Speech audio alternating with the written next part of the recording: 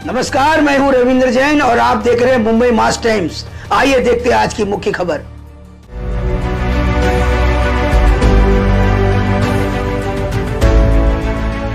मला अतिशय मनापासून समाधान आहे, कारण कोस्टल रोडच्या संदर्भात 25 वर्ष केवळ चर्चा व्हायची। देशात आणि राज्यात काँग्रेसचं सरकार होतं, मुख्यमंत्री दिल्लीत जायचे आणि हात हलवत परत यायचे, कधी परवानगी मिळाली नाही।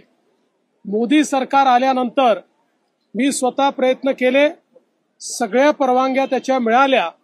त्या मिळाल्यानंतर आमच्या समोर ऑप्शन होता, त्यावेळी MMRDA देखील आणि MSRDC देखील हा पूल करायला तयार होतं, पण त्यावेळी आमच्या मित्रपक्षाच्या आग्रहास्तव, उद्धवजींच्या आग्रहास्तव मी हे काम महानगरपालिकेला करण्याकरता दिलं आणि त्यानंतर या कामाची मध्यंतरी काय परिस्थिती होती आपण सगळ्यांनी बघितली।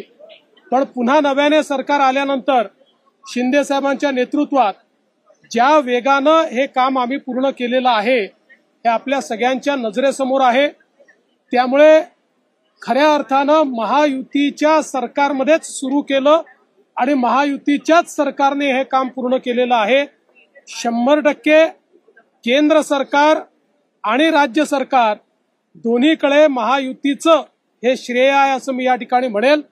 आणि सगळ्यात महत्त्वाचं की याच्यामध्ये ज्यावेळी उद्धवजींचं सरकार होतं त्यावेळी आमचे कोळी बांधव त्यांच्याकडे गेले होते की याचा स्पॅन वाढला पाहिजे, कारण आमच्या बोटी जाऊ शकत नाही।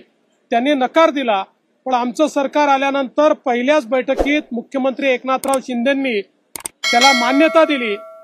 अनेक आमच्या अधिकाऱ्यांनी सांगितलं होतं की याच्यामुळे थोडा वेळ जास्त लागेल। आम्ही सांगितलं तो जास्तीचा वेळ वेगाने काम करून आपण कव्हर करू, पण यांचा प्रॉब्लेम ऍड्रेस केला पाहिजे आणि तो ऍड्रेस झाला आणि आज हे काम पूर्ण झालेलं आहे। दुसराही स्पॅन हा लवकरच सुरू होणार आहे आणि त्यानंतर सीमलेसली या कोस्टल रोडवर आपल्याला प्रवास करता येईल। त्यामुळे मला अतिशय मनापासून आनंद आहे की ज्या कामाची आम्ही सुरुवात केली ते काम आज पूर्णत्वाकडे चाललेलं आहे।